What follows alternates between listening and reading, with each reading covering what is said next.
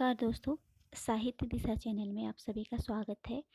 और आज मैं आपके लिए लेके आई हूँ जो हमने पहले 50 प्रश्न किए हुए थे सॉल्व, उसके आगे के प्रश्न हम आज सॉल्व करेंगे। और ये हमारा उसका एनवीएस पीजीटी का दूसरा भाग है। तो अगर आपने इससे पहले वाला भाग नहीं देखा है तो आप उसे मेरे चैनल के प्लेलिस्ट में जाके देख सकते हैं। और ये आपके लिए बहुत महत्वपूर्ण होगा क्योंकि डीएसएसबी और एनवीएस का जो पैटर्न है लगभग एक जैसा ही है, और वो भी पीजीटी लेवल के हैं दोनों एग्ज़ाम। तो मैं आपको ये पूरा पेपर सॉल्व करवाऊंगी। और अगर आप पहली बार मेरी वीडियो देख रहे हैं तो मेरे चैनल को सब्सक्राइब कीजिए और साइड में जो बेल आइकन है उसे प्रेस कीजिए, और ताकि जो नोटिफिकेशन है आप तक पहुंच जाएगा। तो चलिए, हम 50 प्रश्न हमने कर लिए थे। 51वां प्रश्न है हमारा, निम्न में से कौन सा सुमेलित नहीं है। तो यहाँ पे अनामिका जो है सुमेलित नहीं है। क्यों नहीं है? क्योंकि ये सूर्यकांत त्रिपाठी निराला की रचना है। और बाकी जो 3 दिए गए हैं वो सभी सुमेलित हैं। और जो अनामिका है इसकी रचना 1923 में निराला के द्वारा की गई थी। निराला जो है छायावादी युग के कवि हैं। अगला देखते हैं, बद्री नारायण चौधरी प्रेमघन उर्दू में किस नाम से कविताएं लिखते थे। तो वो अब्र नाम से कविताएं लिखते थे। अगला है, रणमल छंद का रचयिता कौन है। तो इसका सही हो जाएगा श्रीधर। ये श्रीधर पाठक नहीं है। ये श्रीधर पाठक जो है हमारे आधुनिक काल के कवि हैं, जबकि यहाँ पे ये उनकी रचना नहीं है। अगला है कि पंत की रचनाओं का प्रकाशन की दृष्टि से सही क्रम बताइए। मतलब कि अगर हमें इन चारों के जो है सही क्रम इसीलिए सही होगा हमारा क्योंकि हमें पता होने चाहिए। तो आइए हम देखते हैं। पहला है गुंजन। तो गुंजन की जो रचना हुई थी वो हुई थी 1932 में। 1932 गुंजन। युगांत है हमारा 1936। और उसके बाद है हमारा ग्राम्य। ग्राम्य 1940 में आई थी। और उसके बाद है हमारा लोकायतन 1964 में आया था। तो आपको इनके प्रकाशन, अगर हमें प्रश्न सही करने हैं अपने, तो इन्हें याद करना पड़ेगा हमें। अगला प्रश्न है, अरुणिमा में कौन सा प्रत्यय है। तो इसमें है ईमा प्रत्यय। अगला है, श्रीनिवास द्वास द्वारा रचित नाटक नहीं है। तो हमें इनमें देखना है कि नहीं है पूछा जा रहा है। तो नहीं है पूछा जा रहा है तो बाकी जो हमारे 3 है, तप्ता संवरण, रणधीर प्रेम मोहिनी और संयोगिता स्वयंवर, ये सभी जो है हमारे श्रीनिवास दास द्वारा नाटक हैं। और जो कली कौतुक रूपक है, ये किसका है? ये प्रताप नारायण मिश्र का। ये प्रताप नारायण जो मिश्र हमारे कवि हैं उनकी रचनाएं हैं। अगला है, निम्न में से कौन सा सुमेलित नहीं है। तो प्रश्न को ध्यान पूर्वक देखना है हमने कि नहीं है पूछा गया है या है पूछा गया है। तो क्योंकि अक्सर इसमें अक्सर गलतियां हो जाती हैं, हम प्रश्न को जल्दीबाजी में पूरा नहीं पढ़ते हैं और हमारा वो जो है क्वेश्चन गलत हो जाता है। तो अगला देखना है हमने छंदसार। तो छंदसार यहाँ पे भूषण दिया गया है, जबकि ये छंदसार किसकी है? ये मतीराम की रचना है। तो आप इसे याद रख लीजिएगा, अगली बार के लिए आपके काम आ जाएगा। क्या कुछ कभी कभी प्रश्न जो है ये विकल्पों में से भी पूछे जाते हैं, तो आपको सिर्फ प्रश्न के साथ साथ जो उनके विकल्प दिए गए हैं उन्हें भी ध्यान रखना है। अगला है, बोधा का असली नाम क्या था। बोधा का असली नाम जो है बुद्धसेन। इसका सही हो जाएगा। अगला है, श्रीधर पाठक द्वारा रचित नहीं है। तो श्रीधर पाठक द्वारा रचित जो है वैदेही वनवास नहीं है। ये वैदेही वनवास किसकी है? ये 1940 में अयोध्या सी उपाध्याय हरिओत द्वारा लिखी गई रचना है। और बाकी जो है जॉर्ज वंदना, भारतोत्थान और बाल विधवा, ये सभी के सभी जो है श्रीधर पाठक की रचनाएं हैं। अगला है, निम्न में से कौन सा सुमेलित है। तो मैंने पहले ही बोला था कि प्रश्न हमें ध्यानपूर्वक देखना। यहाँ पे पूछा गया है कि है, तो इनमें जो 3 दिए गए हैं वो हमारे गलत दिए गए हैं, और जो समय के पाँव है ये माखनलाल चतुर्वेदी का है। तो जो सुधिया उस चंदन के वन की जो रचना है ये किसकी है? ये है विष्णुकांत शास्त्री का। और उसके बाद है जिनके साथ जिया, ये है हमारे जो बहुत ही महत्वपूर्ण है अमृतलाल नागर। आपने इनके बाकी के नाटक पढ़े होंगे। तो ये है अमृतलाल नागर का भूले हुए चेहरे। ये किसकी है? ये है कन्हैया लाल मिश्र की। जो भूले हुए चेहरे हैं ये आपको कहीं कहीं पे निबंध के रूप में भी कुछ किताबों में देखने को मिलेगा। तो इसे हम निबंध और संस्मरण जो है दोनों मान के चले। वैसे भी परीक्षा में एक ही विकल्प आएगा, दोनों नहीं आएंगे, तो ज़्यादा कंफ्यूज नहीं होना है। अगला है नई कविता पत्रिका का प्रकाशन कब आरंभ हुआ? तो ये जो है 1954 में हुआ। उसके बाद है मोरा जोबना नवरेरा भयो है गुलाल, पंक्ति किसकी द्वारा रचित है? तो ये बहुत ही आसान प्रश्न है, इसका हो जाएगा अमीर खुसरो।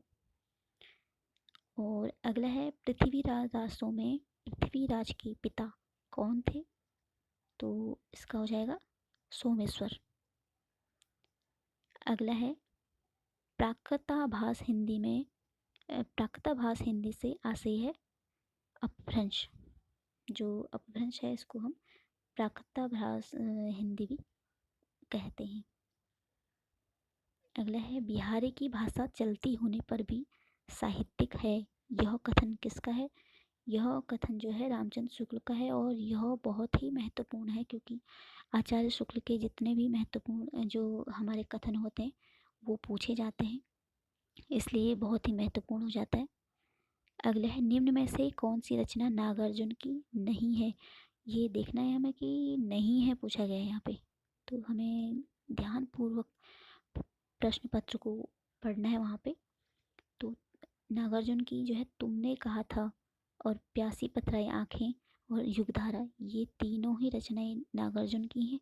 और तुम्हें सौंपता हूँ जो किसकी रचना है? ये हमारे त्रिलोचन त्रिलोचन कवि हैं जो उनकी रचना है। तो आप इसे देख लीजिएगा, याद रखिएगा, अगली बार जब आए ये प्रश्न तो ये गलत नहीं होना है हमसे। अगला है निम्न में से कौन सा सुमेलित नहीं है? तो इसका बहुत ही आसान है ये रौद्र।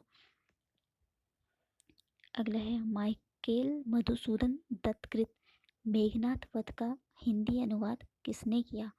तो इसका हो जाएगा जो मैथिली शरण गुप्त थे हमारे, इन्होंने माइकल मधुसूदन दत्तकृत का मेघनाथ वध का हिंदी अनुवाद किया था। और ये प्रश्न भी बहुत ही महत्वपूर्ण है, ये कई बार नेट की परीक्षा में भी पूछा जा चुका है। और वैसे डीएसएसबी में आपको सभी जितने अभी तक पेपर हुए हैं, मेरे पास जितने पेपर हैं, जितने भी टीजीटी पीजीटी सभी के पेपर आपको सॉल्व करवाऊंगी। और अगर आपको एनवीएस का 2019 का ही टीजीटी का पेपर अगर सॉल्व कराना है तो आप मुझे कमेंट कीजिए, मैं उस हिसाब से वीडियो बनाऊंगी। और अगर आपको इस जो अभी पेपर सॉल्व हो रहा है इसकी अगर पीडीएफ चाहिए तो भी आप नीचे कमेंट कीजिए, मैं आपको ये पीडीएफ उपलब्ध करा दूंगी। अगला है देवकृत देवचरित किसके जीवन से संबंधित प्रबंध काव्य है? तो ये देव की रचना है जो ये कृष्ण से संबंधित है। अगला है निम्न में से कौन सा शब्द तद्भव नहीं है? तो ये है मुकुट। बाकी जो है हमारे 3 दिए गए हैं ये तद्भव हैं। और साथ ही साथ मैं ये बताना चाहूँगी कि ये डीएसएसबी के लिए व्याकरण पे भी ध्यान देना उतना ही महत्वपूर्ण है जितना कि हमें साहित्य पे ध्यान देना है, क्योंकि व्याकरण के भी 15 से 20 प्रश्न जो हैं पूछे जाते हैं। और आपको मैं व्याकरण की भी तैयारी करवाऊँगी यहाँ पे, तो आप इस नोटिफिकेशन को ऑन कर लीजिएगा। अगर पहली बार देख रहे तो चैनल को ज़रूर सब्सक्राइब कीजिएगा। अगला है केदारनाथ सॉरी केदार छायो कविता के सुमित्रानंद पंत हैं। ये कथन किस आलोचक का है? ये है हमारा बच्चन सिंह का। क्या है ये? केदार छायावादोत्तर कविता के सुमित्रानंदन पंत हैं। ये कथन किस आलोचक का है? ये है बच्चन सिंह का। अगला है हमारा, निम्नलिखित में से कौन सा वर्णिक छंद नहीं है? तो ये है हमारा अरिल, और बाकी जो है बसंतिका, इंद्रवजा और भुजंगी, ये हमारे वर्णिक छंद के अंतर्गत आते हैं। अगला है, पंचम का संधि विच्छेद होगा। इसका हो जाएगा पम धन चम। अगला हो जाएगा, प्रयोजनवती लक्षणा का भेद नहीं है, तो इसका हो जाएगा रूढ़ा। अगला है हमारा, पयों धन धर का संधि रूप क्या होगा? यहाँ पे संधि की संधि हमें करके दिया गया है और हमें इसमें संधि बतानी है कि क्या होगा। ये पयोधर, इसका सही हो जाएगा। यहाँ पे कौन सी संधि होगी? विसर्ग संधि। अगला है हमारा, निम्न में से कौन तार सप्तक में शामिल नहीं है? तो यहाँ पे तार सप्तक में कहने का आशय ये है, आप कहोगे ये सभी तो तार सप्तक में थे, लेकिन तार सप्तक का आशय होता है प्रथम तार सप्तक से। तो जो हमारे प्रभाकर माचवे हैं, नेमीचंद है और रामविलास शर्मा है, ये पहले तार सप्तक के कवि हैं हमारे। ये जितने भी कवि हैं हमारे तार सप्तक में, चारों तार सप्तकों के, तो इनमें आप जरूर देख लीजिएगा इन्हें, क्योंकि ये प्रश्न पूछा ही पूछा जाता है। अगला है हमारा, निम्न में से कौन सा सुमेलित नहीं है? तो आधी रात जो है सुमेलित नहीं है। इसका आधी रात इन्होंने लक्ष्मी नारायण लाल दिया गया है, जबकि यहाँ पे लक्ष्मी नारायण लाल नहीं होके लक्ष्मी नारायण मिश्र है इसका। ये इनका लक्ष्मी नारायण मिश्र का नाटक है। अगला है, तरणी तरणी शब्द युग्म का सही अर्थ है। तो इसमें जो एक तरणी है उसका अर्थ हो जाएगा सूर्य और दूसरा का हो जाएगा नाव। अगला है, आदर्श हिंदू, इनमें बताने कि कौन सा सुमेलित नहीं है बोल रहा है। तो इनमें आदर्श हिंदू राधा कृष्ण दास का दिया गया है, जबकि आदर्श हिंदू किसका है? लज्जा राम मेहता का है। तो यहाँ पे जो है इन्होंने गलत दिया गया है और इसका सही हो जाएगा लज्जा राम मेहता। लज्जा राम मेहता। बाकी जो तीनों हैं ये सभी सुमेलित हैं, इन्हें आपको ध्यान रखना है कि ये सभी सुमेलित हैं, याद करना है इन्हें। जुलूस रुका है शीर्षक रिपोर्टाज के लेखक कौन है? विवेकी राय हैं। अगला है हमारा, निम्न में से कौन सा सुमेलित नहीं है? इसमें ज़्यादातर प्रश्न सुमेलित हैं कौन नहीं है, यही इसी प्रकृति पे के आधार पर पूछे गए हैं। तो इसमें बोल रहा है कि वह सूरज है शंभुनाथ, इसमें जो है ये सुमेलित नहीं है। ये किसका है? ये है हमारे भारत भूषण अग्रवाल जी का, उनकी रचना है ये। बाकी तीनों जो है सुमेलित हैं। अगला है, छायावाद को राष्ट्रीय जागरण की काव्यात्मक अभिव्यक्ति किसने कहा है? तो ये नामवर सिंह। इनके कथन भी बहुत महत्वपूर्ण है, आपको नोट कर लेनी चाहिए। एक कॉपी में अलग से कथन, सिर्फ कथन ही कथन जो आलोचकों ने कहे गए हैं, ताकि आपको जब पढ़ेंगे तो आपको सुविधा होगी। अगला है, निम्न में से कौन सा सुमेलित है? यहाँ पे पूछा गया है। तो एक कंठ विस्पाई, यहाँ पे भारत भूषण अग्रवाल दिया गया है, जबकि इसका जो सही होगा वो होगा दुष्यंत कुमार। और बादल की मृत्यु जो है राम कुमार वर्मा की है, और पृथ्वीराज की आंखें भी राम कुमार वर्मा की है, और अग्निलेख दुष्यंत कुमार की है। तो बाकी तीनों में जो हमारे विकल्प गलत दिए गए हैं, और पृथ्वीराज की आंखें राम कुमार वर्मा है। तो ये अग्निलेख भारत भूषण अग्रवाल का गीत नाट्य है। अगला है, कानों में कंगना कहानी के लेखक कौन है? तो इसका हो जाएगा राधिका रमन प्रसाद सिंह। ये तो सभी को ही मालूम होगा क्योंकि ये नेट के पाठ्यक्रम में लगी हुई है इनकी कहानी। व्याकरण विशुद्ध प्रयोग किस दोष के अंतर्गत आते हैं? च्युत संस्कारत्व के अंतर्गत आते हैं। पहले से बहुत धीरे में कौन सा पदबंध है? क्रिया विशेषण पदबंध।